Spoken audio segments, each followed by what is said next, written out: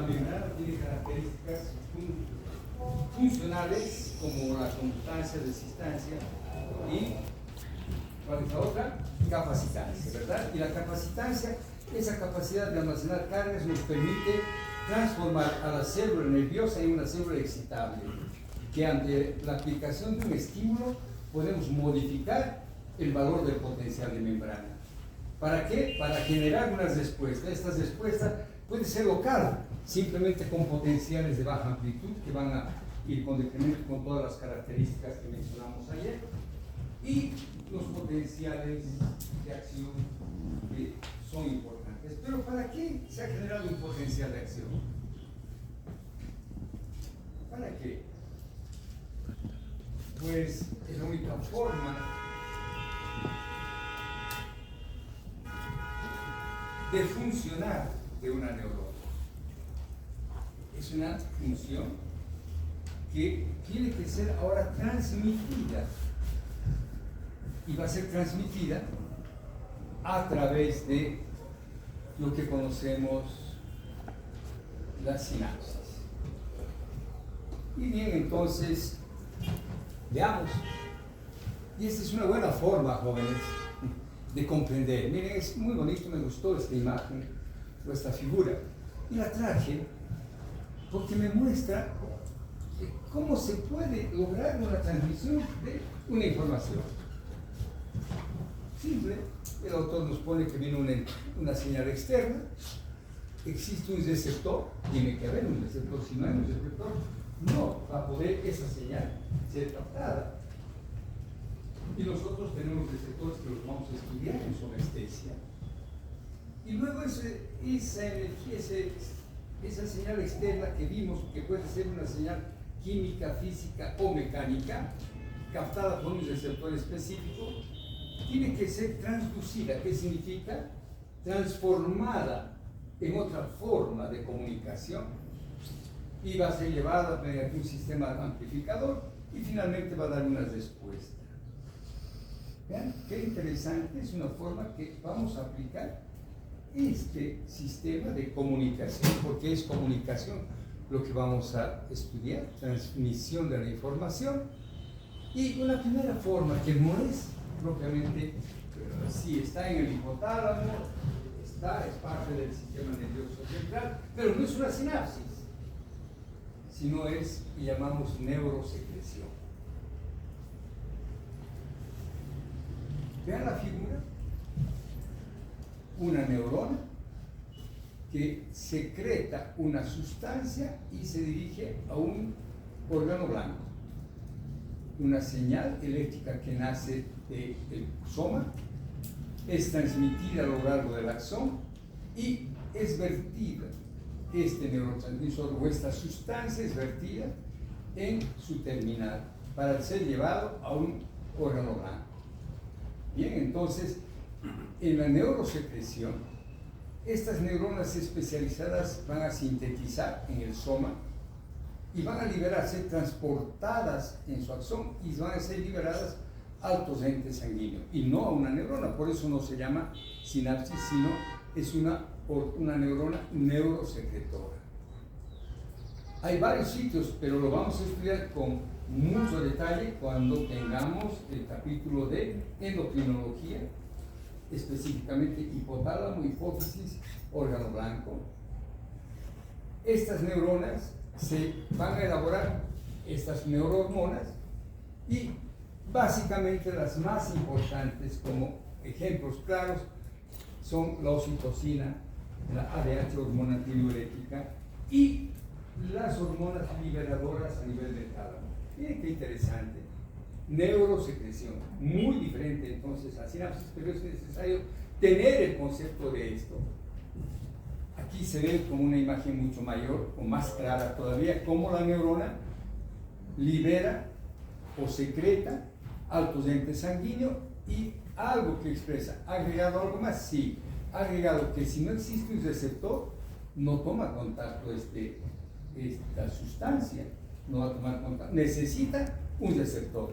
¿Para qué? Esta célula, una vez que toma contacto, puede ser hormona o neurotransmisor receptor, esta elabora una respuesta.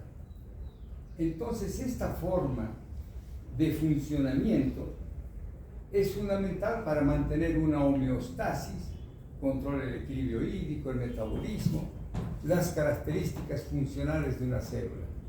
Bien, entonces sabemos que ahora neurosecreción, y es diferente ahora una sinapsis. Y sinapsis es la conexión entre dos neuronas. Conexión entre dos neuronas, y estas dos neuronas pueden conectarse de dos diferentes formas. Y vamos a estudiar la primera, una sinapsis eléctrica. A la izquierda, esta imagen nos muestra una sinapsis química, por ahora la sellamos.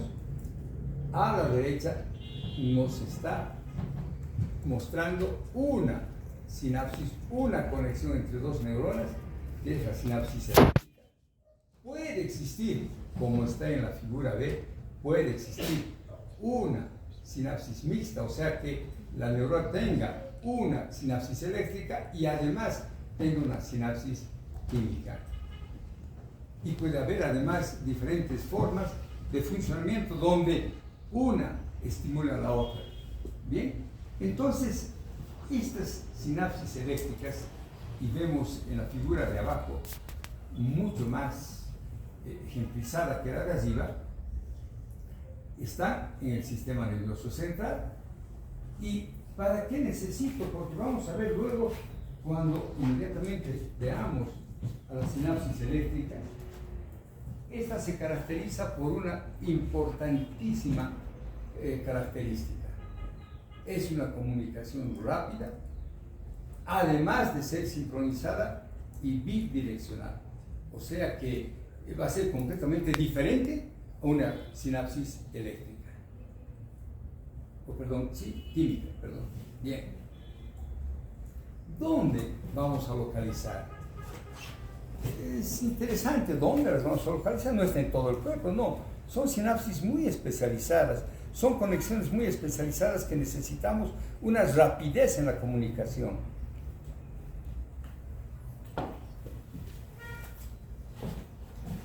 La figura de arriba ya me muestra que podemos tener en el bulbo olfatorio. La figura de abajo me muestra la retina y efectivamente vemos una conexión, una múltiple conexión. Igual acá, múltiple conexión. Sin embargo, vale la pena mencionar que está en la neocorteza, en el hipocampo, núcleo reticular y el locus áureo. Bien. Vale la pena que nosotros guardemos esta información. Vamos a ver ampliamente en la retina, bulbo olfatorio y núcleo olivario inferior. Y esta parte sí, cuando veamos que las células cardíacas tienen una conexión sincitial, entonces ahí vamos a ver la utilidad que en el tejido muscular y en especial en las células cardíacas, musculares lisas del intestino, la información tiene que ser rápida. Ahí vamos a encontrar la sinapsis eléctrica. Y bueno, en estas otras.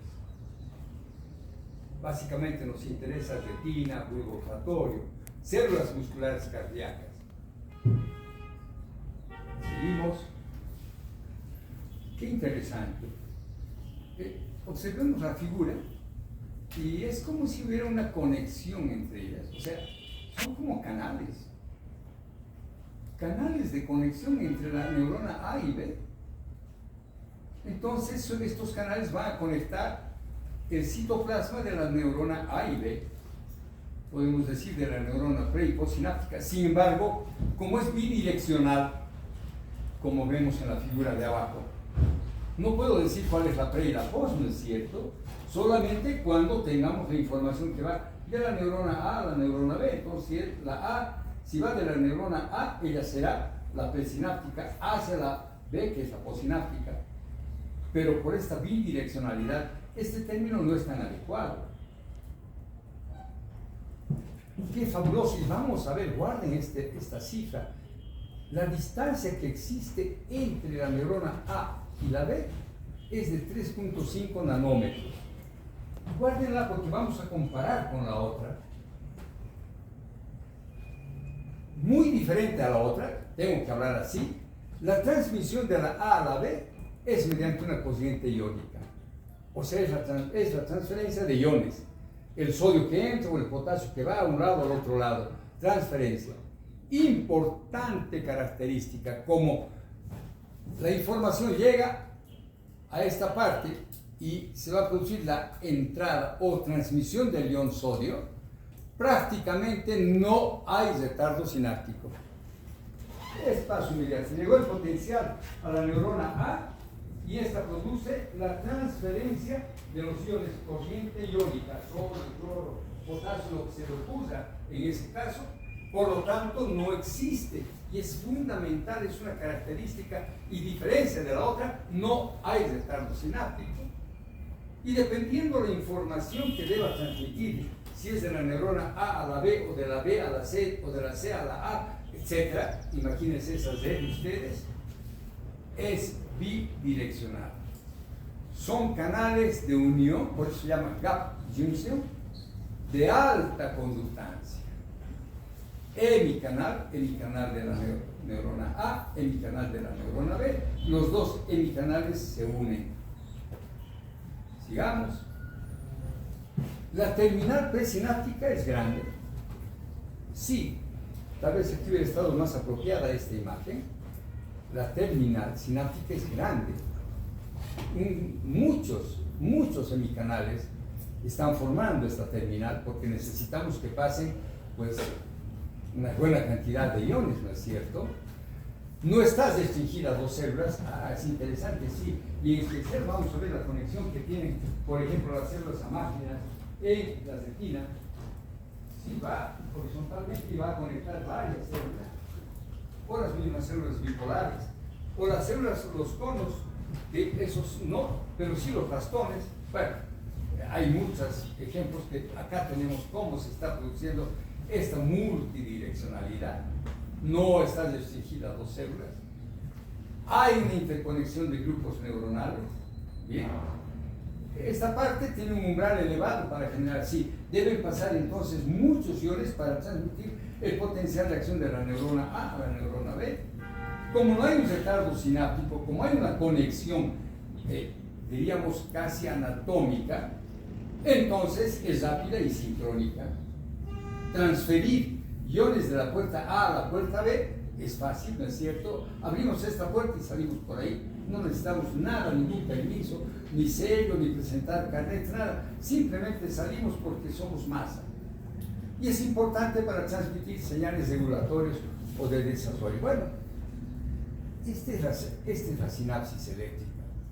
Ya sabemos dónde está, sabemos sus características fundamentales, que es importante que ustedes guarden esa información, porque ahora vamos a entrar luego a sinapsis eléctrica. Y qué interesante, estos semicanales no son simplemente canales abiertos, sino actúan como un diafragma.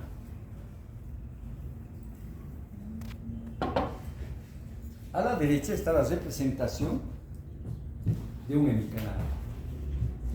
Y cada hemicanal tiene 6 unidades. ¿Pueden contar? La imagen de arriba nos muestra el hemicanal cerrado y la imagen de abajo el hemicanal abierto. Cada hemicanal, este de aquí de arriba, es un hemicanal que se une al otro hemicanal, se llama conexón. Y cada subunidad se llama conexina. Entonces, el hemicanal es el conexón y el conexón tiene 6 conexinas. Tenemos entonces en una unión 2 conexones y tendríamos 12 conexinas, ¿no es cierto? 6 de arriba más 6 de abajo son las 12. Y observen ahora el diámetro interno. Este diámetro de acá que estoy señalando puede tener entre 1.5 a 3 nanómetros. Bueno, muy pequeñito. Entonces vemos cómo se van a ensamblar y además van a formar una figura casi geométrica, porque cada conexina se une a las otras 5 y se conoce a las otras. O sea, vean, es una figura muy geométrica, no se deja un espacio libre. Cada una de ellas se une geométricamente a otras 5, etc., y van formando entonces esta sinapsis, esta forma de conexión de la neurona A con la neurona B. Les digo, no podemos utilizar un sentido estricto de sinapsis o citoplasma presináptico o postsináptico, porque no sabemos la dirección que va a tomar la información, si es de abajo hacia arriba, en este caso, o de arriba hacia abajo. No sabemos, por lo tanto, no podemos llamar, aunque aquí lo dice, pero no vamos a llamar. ¿De acuerdo? Muy bien, seguimos adelante. Y ahora entramos a la sinapsis química, que es muy diferente. Veamos la figura de arriba, derecha, y ahora sí podemos decir que una sinapsis química tiene tres componentes: el elemento presináptico, la hendidura o espacio sináptico, hendidura sináptica es mejor, y la neurona postsináptica.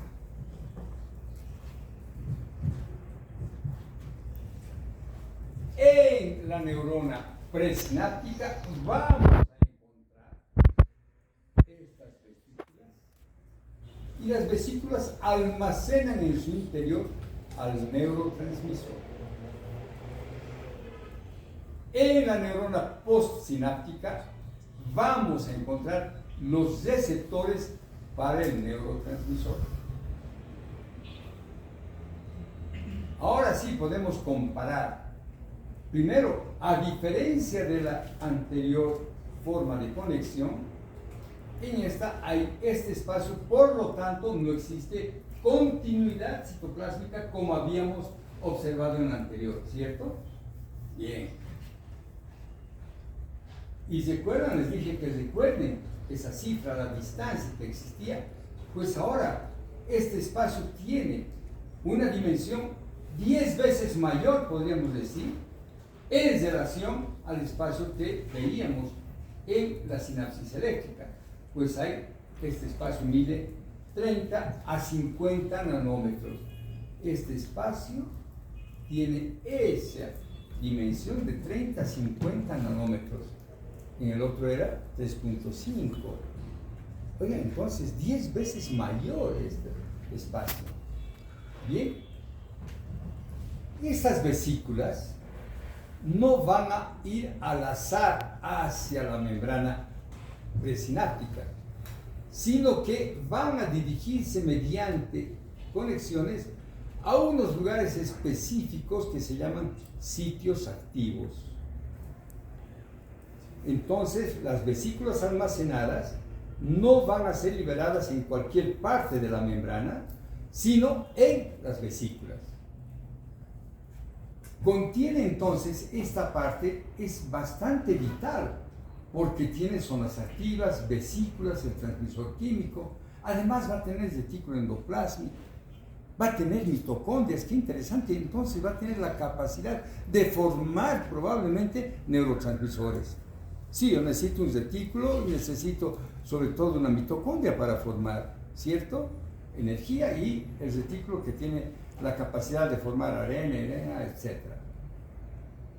Como no existe una continuidad anatómica o citoplasmática, como no existe contacto entre una y otra neurona, entonces el tiempo que tarda en ser liberado hasta tomar contacto con el receptor es de 0,3 a 1,5 milisegundos. Importante, en la sinapsis química encontramos un retardo sináptico de 0,3 a 1,5 milisegundos. En la sinapsis eléctrica no existe el retardo sináptico. Bien, ya podemos nosotros deducir, como solamente en el elemento postsináptico tenemos los receptores, la transmisión ya no es bidireccional. La transmisión es unidireccional y siempre va a ser del elemento presináptico al elemento postsináptico. Estas vesículas, miren, esta es una representación molecular de una vesícula. Una de estas, ahí está, qué compleja, ¿verdad? Qué compleja es esta vesícula aquí. Esta vesícula tiene una dimensión de 40-50 nanómetros. Y en su interior se encuentra, sabemos, el neurotransmisor.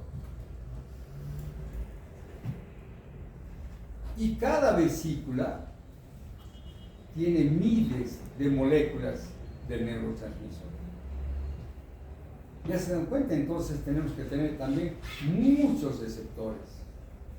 Estamos hablando de cifras grandiosas en un lugar tan pequeñito. Estamos hablando, oigan, de 5.000, 10.000 moléculas. Ya vamos a ver, ¿eh? Sigamos adelante. Me encanta la sinapsis, me encanta porque es un desafío a mi imaginación. Imaginarme ese elemento tan chiquitito que tenga tantas moléculas y que tenga esa capacidad de mover mi músculo, de poder hablar, de poder mirar y diferenciar. Gracias a este potencial de acción y a la capacidad de transmitir la información que llega a mi retina hasta mi corteza, puedo tener esta capacidad visual o auditiva y de ver quién se está durmiendo, quién ha venido por obligación. Creo que nadie, bueno, no importa. Sigamos porque esta es maravillosa. Oigan, la sinapsis, qué increíble cómo el organismo ha ideado una forma de comunicarse entre neurona y neurona. Cada neurona tiene su acción, cada neurona pertenece a un grupo, a una red neuronal, y cada una de ellas tiene una capacidad diferente a la otra, y entre ellas se comunican para dar una información. Una neurona podría conectarse hasta con 100.000 otras neuronas. ¡Wow! No, escapa de mi imaginación. Esa cosa microscópica que se conecte con 100.000, escapa, pero tengo que tratar de imaginarme esa gran capacidad. Y más aún, veamos aquí qué nos dice, oigan, que estas vesículas, que tienen este diámetro de 20 a 60 nanómetros, en la unión neuromuscular, en esta unión donde tengo la capacidad de mover el músculo, en la unión, ojo, miren, se llama unión neuromuscular. ¿Por qué? ¿Por qué no se llama sinapsis? Porque está conectando un nervio con el músculo. Y les dije al principio, sinapsis es la conexión entre dos neuronas. Y acá no está conectando dos neuronas. Por lo tanto, en la unión neuromuscular, ¡wow! ¡Qué increíble! En la unión neuromuscular podemos encontrar 50.000 vesículas. ¡Wow! No se va. Escapa de una imaginación cualquiera, entonces hay que imaginarnos.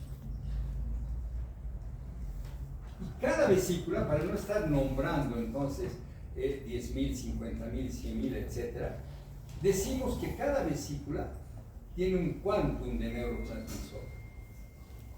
Y se le ha dado un nombre específico. Cada vesícula tiene un quantum. Pero veamos, cada quantum contiene entre 1.000 a 10.000 moléculas de un neurotransmisor. 1.000 más o menos del glutamato y 10.000 de la acetilcolina. Interesante. En cada vesícula hay miles de neurotransmisores.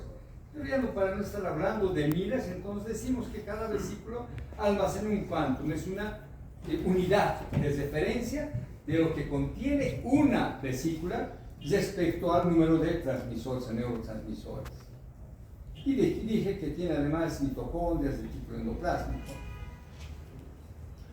Y claro, como una neurona no es ociosa como nosotros, entonces va a tratar de que estas vesículas estén cercanas a los sitios activos, de tal manera que cuando llegue el potencial de acción, se libere rápidamente. Y otra cifra fabulosa también. Claro, yo necesito rapidez de la información a pesar de haber un retardo sináptico. Entonces vamos a ver que en esta parte, en la membrana del elemento presináptico, existen aproximadamente 500 zonas activas. A ver, multipliquen 500 por 10.000.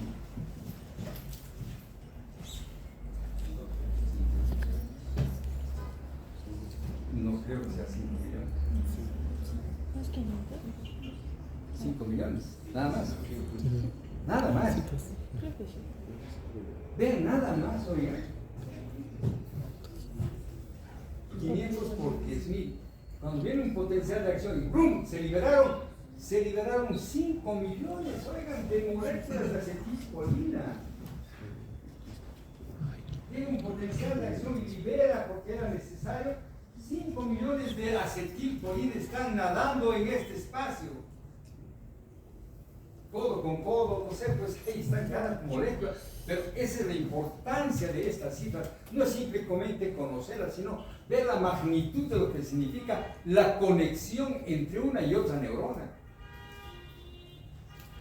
Y veamos, 250 quantum se liberan por un potencial de acción en la unión neuromuscular. O sea, viene un potencial de acción, un hito nada más, libera 250 quantum. Entonces, ¿cuántas moléculas de acetilcolina se liberaron? No, pues ahora es 250 por 10.000. 2 millones y medio. 2 millones. Un potencial viene, pero con un potencial no voy a hacer nada. Viene una serie de potenciales. Listo. 20, 30 potenciales de acción. Para que ese músculo se mueva. ¡Qué fabuloso! Esa es la importancia de saber que esta comunicación no es simplemente la comunicación entre el elemento presináptico y postsináptico, no.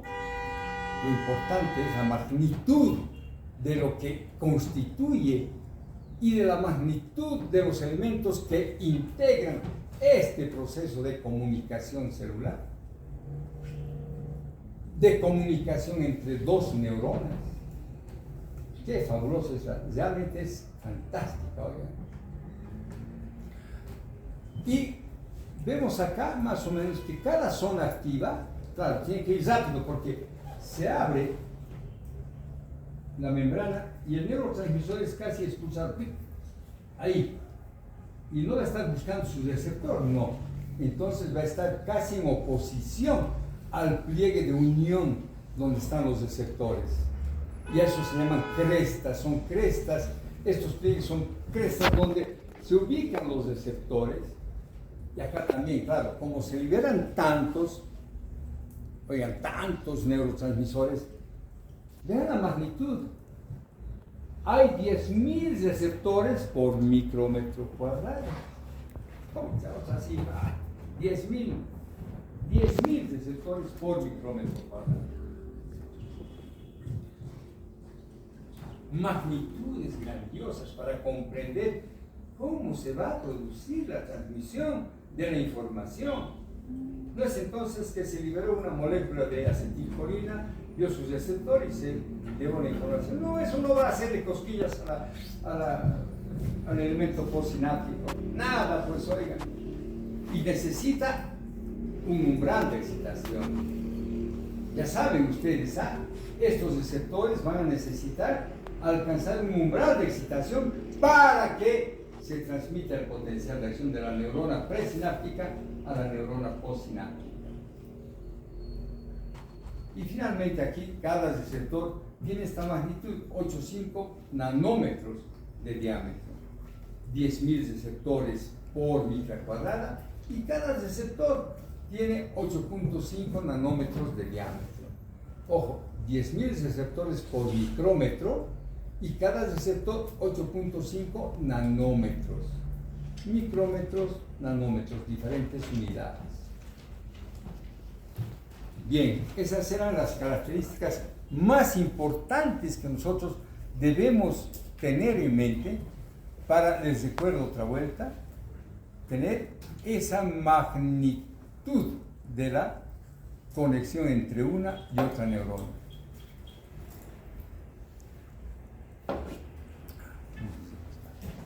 Bien. Hay algunas características importantes y necesarias.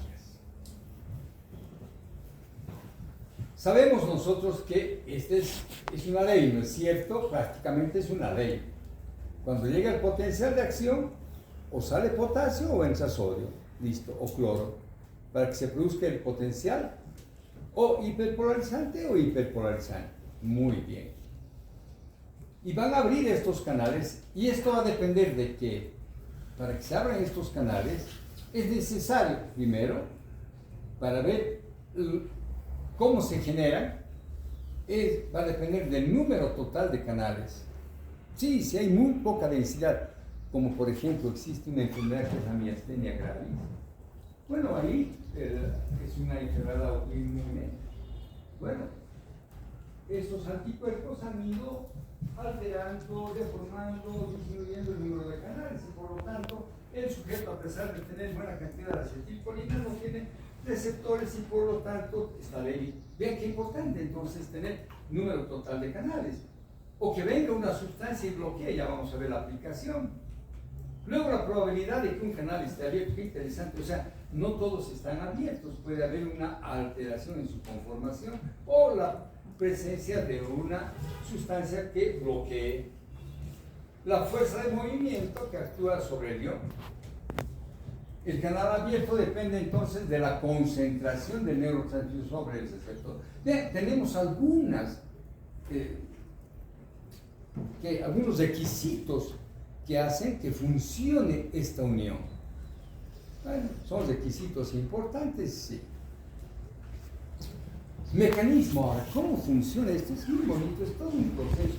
Por eso es un mecanismo que es lindo conceptualizar. Y les vuelvo a repetir lo que les dije en algún momento.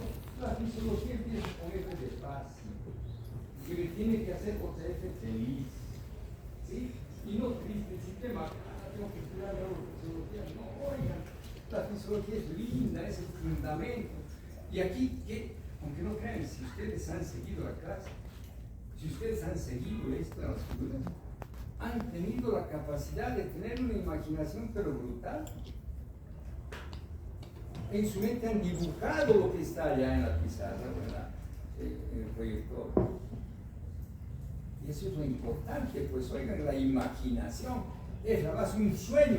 Cuando uno sueña, un sueño, voy a construir ese sueño, es fundamental para generar, para crear, para finalmente realizar. Si no hay sueños, no tenemos nada. ¿Y cuál es el sueño de ustedes? Aprender y vencer la fisiología de fase, ¿no es cierto? Ese es el sueño que tenemos que tener y para ello nos dedicamos. Bueno, entonces, ¿qué? Después de ese pequeño comercial, vamos a ver que el potencial de acción diseñado aquí con esa figura, el potencial de acción llega y lo primero que hace es despolarizar a estos canales, a los canales de calcio dependientes. Y el calcio ingresa a la célula y mediante unas moléculas atrae a estas vesículas, las vesículas se unen, o sea, se fusionan y luego se rompen.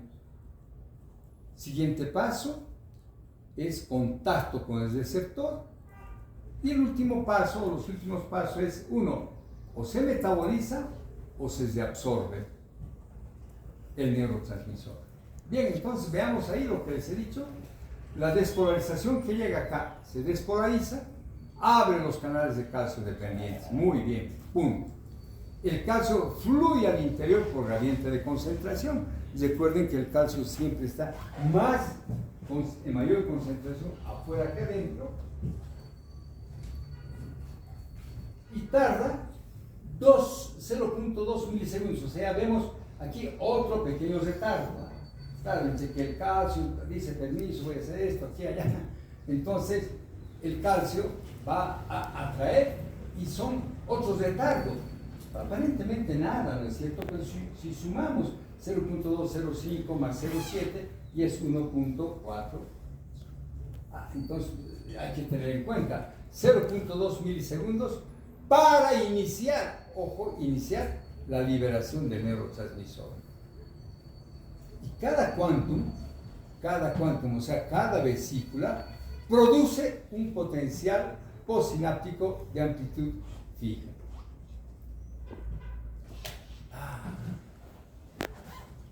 Entonces, para producir un potencial local de amplitud fija, ¿cuántas moléculas de acetilcolina necesito? 10.000, ¿no es cierto? Supongo que son 10.000 en cada vesícula. 10.000 para producir un potencial local de amplitud fija. A mayor flujo de calcio, mayor calcio que ingrese, entonces, ¿de qué va a depender de que haya mayor flujo de calcio?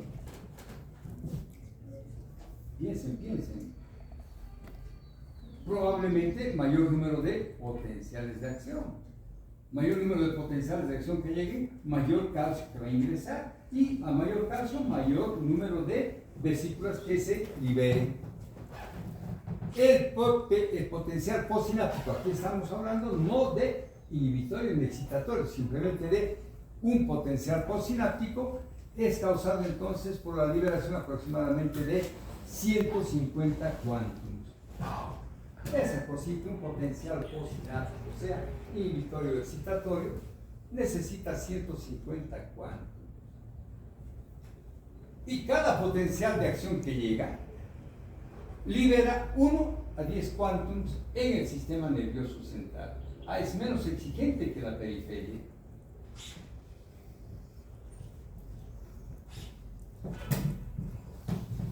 Hemos mencionado ya que las vesículas se almacenan cerca de los sitios activos, se liberan por exocitosis, sí, se fusiona y se rompe la membrana.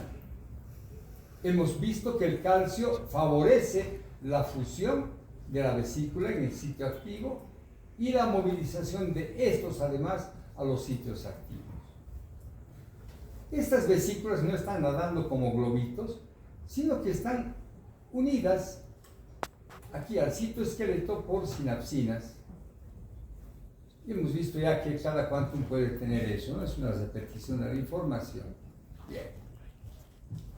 Otra vuelta. Necesito que comprendamos bien porque es interesante. Una gran parte de la medicación que en la actualidad tenemos, por ejemplo, en epilepsia o en antiarrítmicos, han sido diseñados en base al conocimiento de esto, cómo puedo interferir con la transmisión. Y han diseñado bloqueadores de calcio, bloqueadores de sodio, bloqueadores de receptores, estimuladores, etc. Entonces, lo primero que debemos saber en este mecanismo de la transmisión sináptica es la síntesis del neurotransmisor y el almacenamiento en vesículas. Bien. Luego, la liberación del neurotransmisor en sus sitios activos. Perfecto. ¿Quién ha promovido esto? La entrada de calcio. Bien. Ahora, el neurotransmisor viaja y tiene que ser reconocido en sus receptores. Muy bonito, el autor acá ha puesto un triángulo y su receptor tiene la forma de triángulo, de tal manera que si tuviéramos acá un cuadrado no encaja. Entonces tiene que ser reconocido por el receptor. Una vez que es reconocido, transmite la información y después de ello este neurotransmisor tiene que ser inactivado, si no todo el tiempo estuviera produciendo eso, ¿no es cierto? Entonces se desprende y es inactivado mediante una metabolización o la recaptación íntegra del neurotransmisor. Dos posibilidades: o se desintegra por la presencia de una enzima que lo metaboliza, o es recapturado por canales específicos que se llaman canales de recaptura. Y ahí se utiliza, por ejemplo, increíbles, las sustancias que promueven la recaptura de la serotonina, por ejemplo, en la depresión. Un ejemplo de cómo es importante ese mecanismo. Bien, y acá ahora le vamos a poner un nombre apropiado o propio. Recuerden ustedes, si el receptor es excitatorio, ¿eso significa qué? ¿Qué significa? iónicamente o de acuerdo al movimiento de iones. Si el receptor está excitatorio, ¿qué está promoviendo? ¿Sí? ¿Y cómo? ¿Qué movimiento iónico? Muy bien, gracias. Más fuerte, a ver, no seas tímido. Mediante la entrada masiva de ion sodio. Perfecto, entonces si el receptor excitatorio es excitatorio, es decir, entrada masiva de sodio, induce, ahora le ponemos un apellido más específico, induce a la formación del potencial postsináptico excitatorio. Es importante para nosotros porque no, ojo, es el receptor quien define si es excitatorio o inhibitorio. No es el neurotransmisor. Entonces eso me lleva a posiblemente deducir que el neurotransmisor puede ser excitatorio o inhibitorio. Sí, claro, porque va a depender sobre qué receptor está recayendo. Muy bien. Y ya sabemos, si el potencial de acción que ha llegado acá ha liberado, y este potencial de acción que liberó el neurotransmisor recae por receptores que o inducen la entrada de cloro o salida de potasio, lo que se genera es un potencial postsináptico inhibitorio. Entonces, no siempre la información va a llegar al otro lugar. No, se va a frenar. Y es importante, porque hay momentos en los cuales yo necesito, por ejemplo, dormir y necesito inhibir algunos receptores. Si no, todo el día estuviera con mis ojos abiertos como platillos, y no puede ser eso. Es importante entonces que nosotros comprendamos que en esta transmisión sináptica nosotros tenemos la posibilidad de que el potencial se transmita si se ha generado un potencial postsináptico excitatorio, o no se transmita si se ha generado un potencial postsináptico inhibitorio. ¿Correcto? Espero que estén comprendiendo. Hay formas.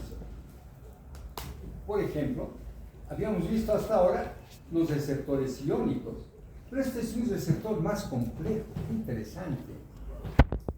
Es más complejo, ya no es un receptor iónico, no, está haciendo otras cosas.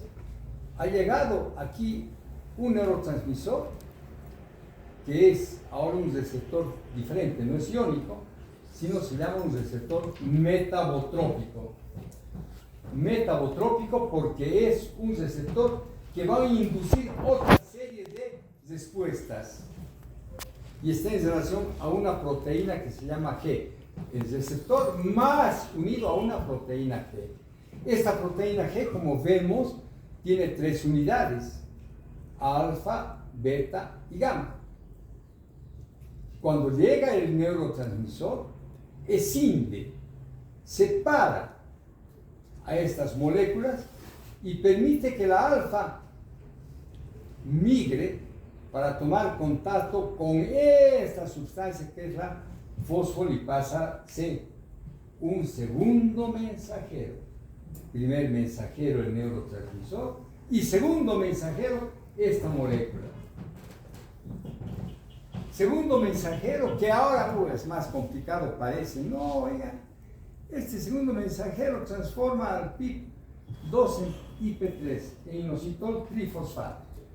Fosfoinositol difosfato es transformado por esta fosfolipasa C, es una enzima que va a transformar al fosfoinositol difosfato en inositol trifosfato, más el diacilglicerol. ¿Listo? Ha formado 2 sustancias. Y esta, el diacilglicerol, actúa sobre la proteína sinasa C, y esta proteína sinasa entonces va a ser multiplicadora de respuestas.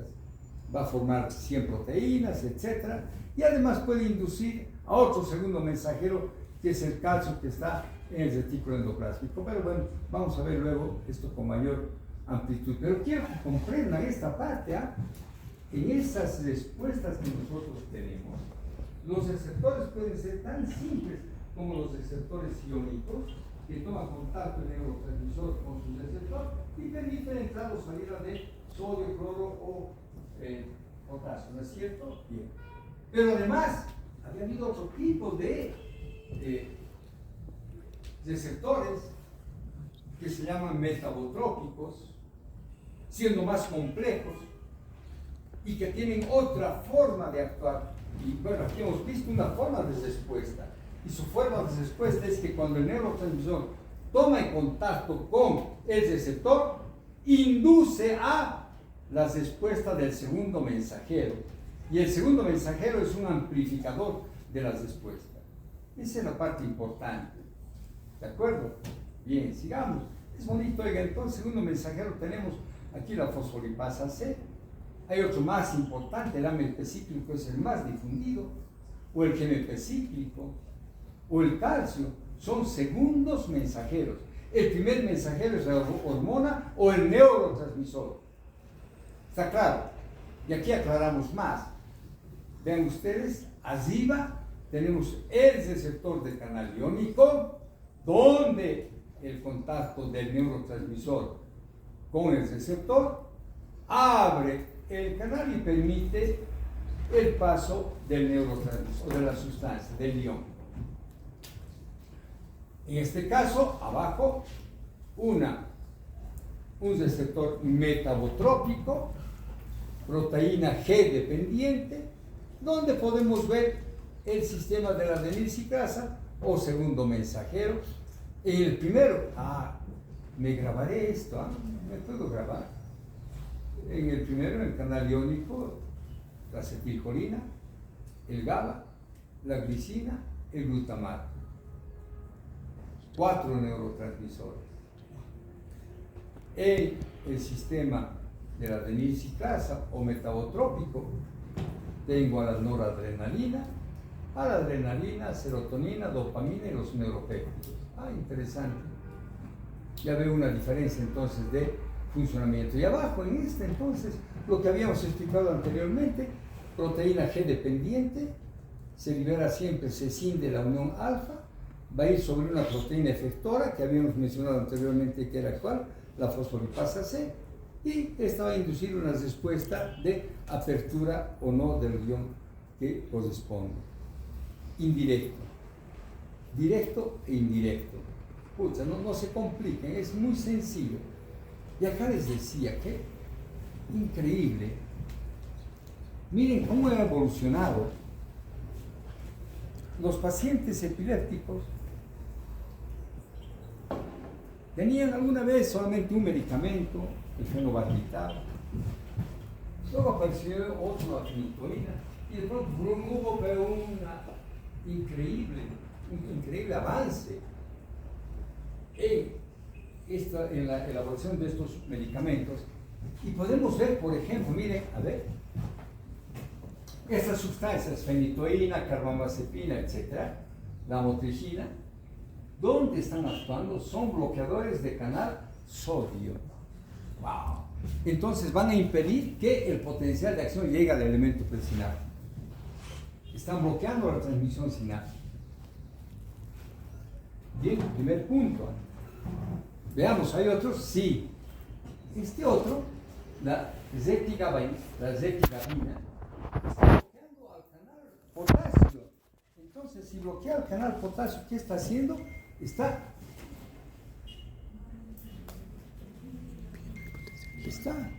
Pero es fácil, está hiperpolarizando las células, no sean malos. Respondan, por favor. ¿Ya lo hemos estudiado o no? Entonces, ¿qué tienen que hacer? Solo pensar.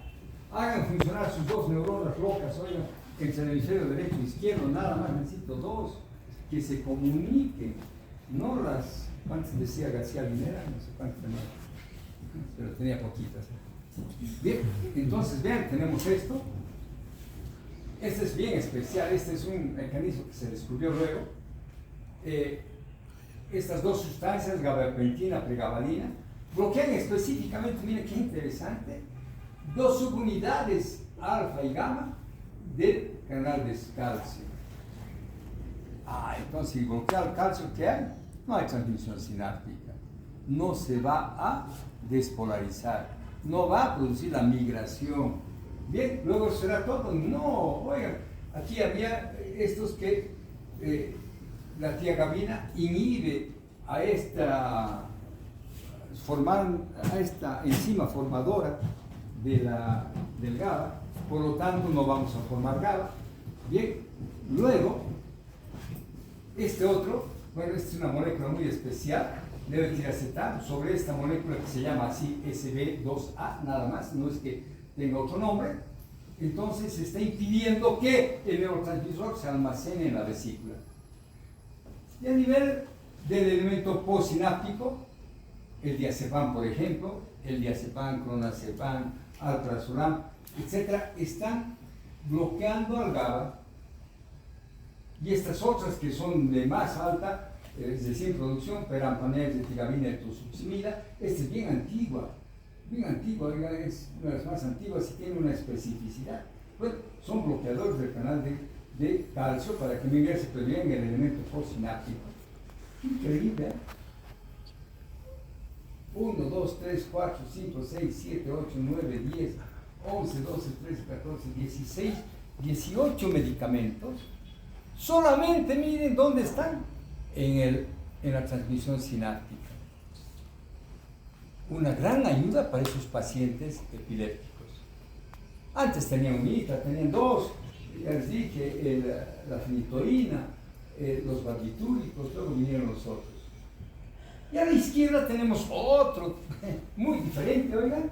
Tenemos entonces sustancias que van a interferir sobre el potencial cardíaco, produciendo un alargamiento, un retardo, una mayor repolarización, y tenemos entonces estos que son bloqueadores del canal de sodio, como la quinidina, la dilocaína, que han escuchado alguna vez, bloqueadores de los canales de sodio también. Estos son bloqueadores de los canales de sodio que podemos interferir y producir, sobre todo en las arritmias, podemos utilizar estos medicamentos.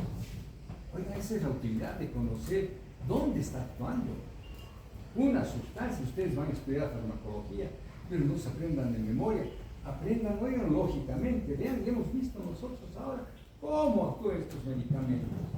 Por lo menos es una información muy útil que van a utilizar en el futuro. Fabuloso es esto, ¿eh?